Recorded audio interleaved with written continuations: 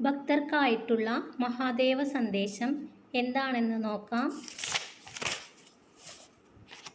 പ്രിയ ഭക്തരെ, നിങ്ങൾക്ക് എല്ലാവരെയും സ്നേഹിക്കാൻ കഴിയുന്നുണ്ടെങ്കിൽ അത് നിങ്ങളുടെ ഏറ്റവും നല്ല കഴിവാണ്. എന്നാൽ നിങ്ങൾ മറ്റൊരാളാൽ സ്നേഹിക്കപ്പെടുന്നുണ്ടെങ്കിൽ അത് നിങ്ങളുടെ ഭാഗ്യം തന്നെയാണ്. എന്നാൽ ആ സ്നേഹം നഷ്ടപ്പെടാതെ നിങ്ങൾ സൂക്ഷിക്കുക. അത് നിങ്ങളുടെ ഉത്തരവാദിത്തമാണ്.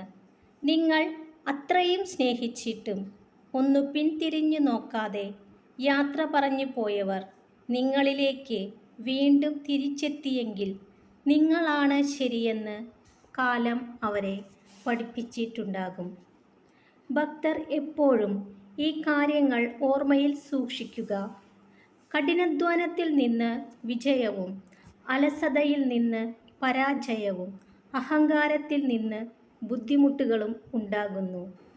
നിങ്ങളെ ബന്ധിപ്പിച്ചു നിർത്തുന്ന ഏറ്റവും വലിയ ചിന്തയാണ് മറ്റുള്ളവർ എന്ത് വിചാരിക്കും എന്ന ചിന്ത.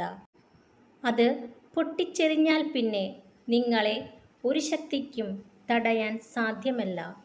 നിങ്ങൾക്ക് വിജയിക്കാൻ ആഗ്രഹമുണ്ടെങ്കിൽ നിങ്ങൾ തോൽവിയും അംഗീകരിക്കണം. ഓരോ തോൽവിയും ഓരോ പാഠങ്ങൾ നിങ്ങളെ പഠിപ്പിക്കുന്നു. ഒരു വ്യക്തിയിൽ നിന്നുള്ള ആത്മാർത്ഥമായ സ്നേഹം നിങ്ങൾക്ക് ശക്തി നൽകുന്നു. ഒരു വ്യക്തിയെ ആത്മാർത്ഥമായി സ്നേഹിക്കുന്നത് നിങ്ങൾക്ക് ധൈര്യം നൽകുന്നു.